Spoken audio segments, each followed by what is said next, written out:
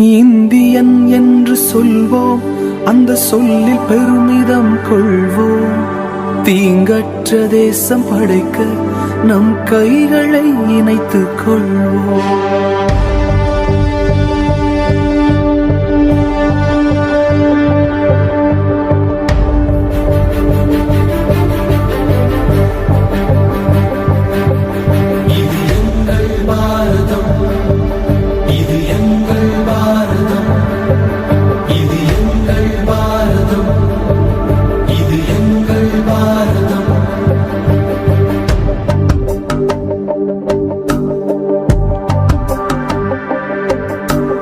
Indian என்று சொல்வோம், அந்த சொல்லில் பெருமிதம் கொள்வோம்.